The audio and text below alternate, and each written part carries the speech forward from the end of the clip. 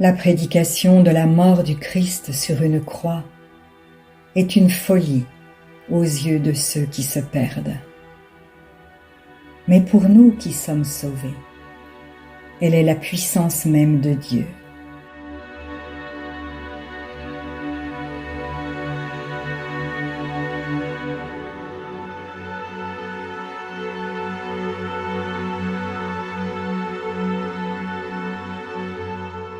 N'est-il pas écrit « Je détruirai la sagesse des sages et je réduirai à néant l'intelligence des intelligents » ?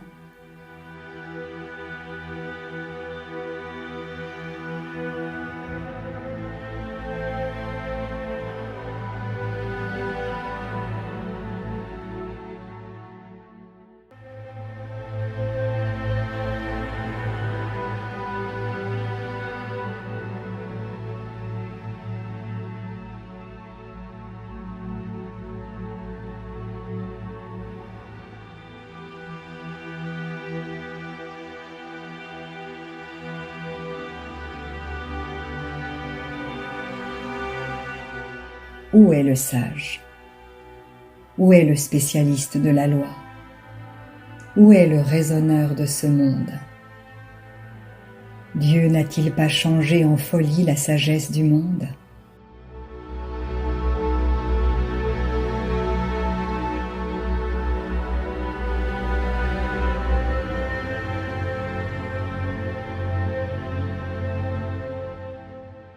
En effet, là où la sagesse divine s'est manifestée, le monde n'a pas reconnu Dieu par le moyen de la sagesse.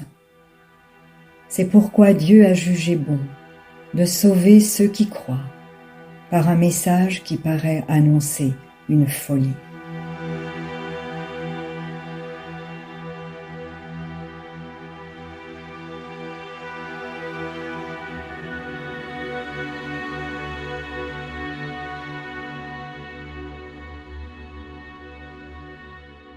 Oui, tandis que d'un côté, les Juifs réclament des signes miraculeux, et que de l'autre, les Grecs recherchent la sagesse.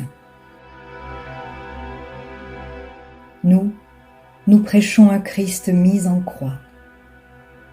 Les Juifs crient au scandale, les Grecs à l'absurdité.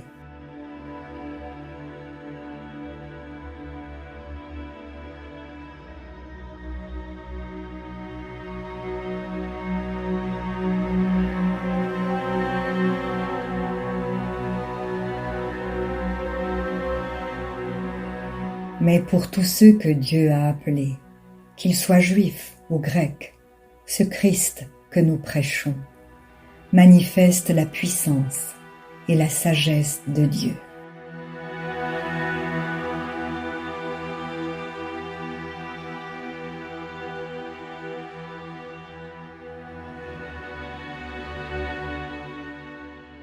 Car cette folie de Dieu est plus sage que la sagesse des hommes. Cette faiblesse de Dieu est plus forte que la force des hommes.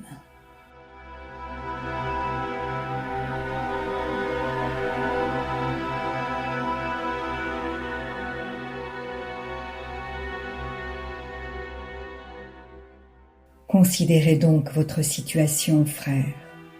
Qui êtes-vous, vous que Dieu a appelé à lui?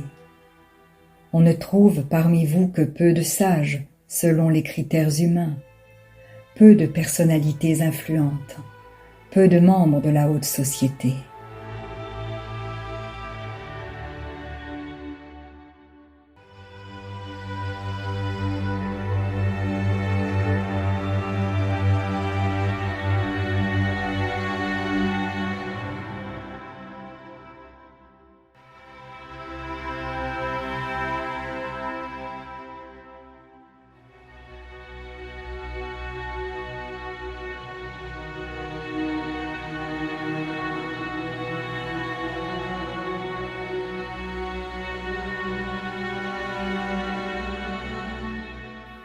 Non, Dieu a choisi ce que le monde considère comme une folie pour confondre les sages.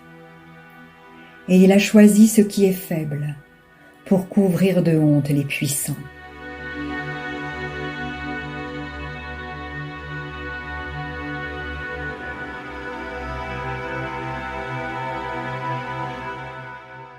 Dieu a porté son choix sur ce qui n'a aucune noblesse et que le monde méprise, sur ce qui est considéré comme insignifiant, pour réduire à néant ce que le monde estime important.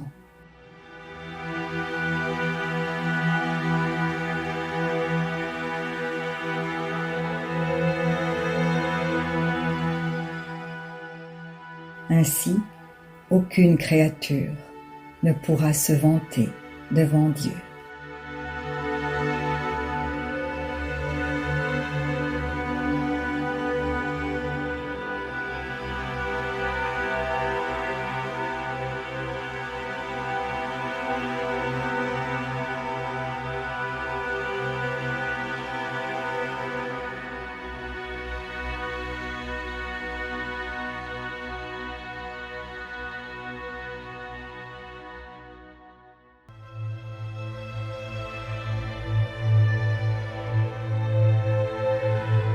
Par lui, vous êtes unis au Christ, qui est devenu pour nous cette sagesse qui vient de Dieu.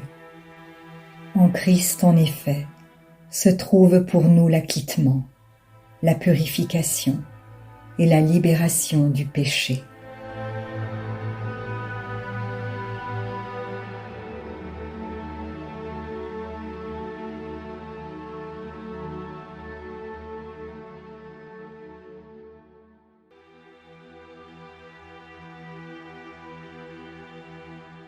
Et il en est ainsi, pour que soit respecté ce commandement de l'Écriture.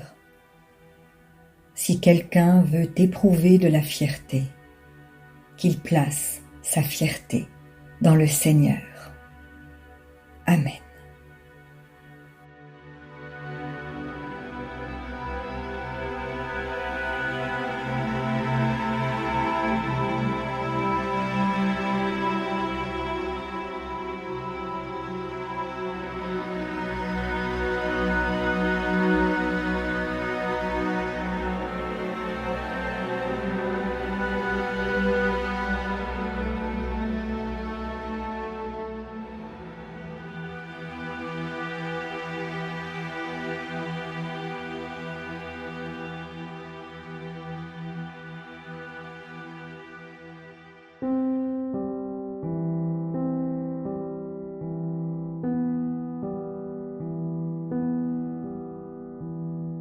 Si la parole de Dieu touche votre cœur, ne l'endurcissez pas.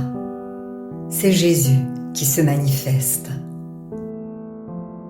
Il vous dit, « Voici, je me tiens à la porte et je frappe. Si quelqu'un entend ma voix et ouvre la porte, j'entrerai chez lui. Je souperai avec lui et lui avec moi. » Alors, si vous n'avez pas encore fait de Jésus votre Sauveur et votre Seigneur personnel, vous pouvez maintenant le faire. Déclarez à haute voix et d'un cœur sincère, « Père, je te remercie, parce que tu as envoyé Jésus-Christ, mourir sur la croix pour mes péchés, et tu l'as ressuscité des morts. Je désire, du plus profond de mon cœur, recevoir ce pardon et être racheté par le sang de Jésus. Je t'accueille maintenant, Jésus, comme mon Seigneur et mon Sauveur. Je renonce désormais au péché et je veux te suivre tous les jours de ma vie.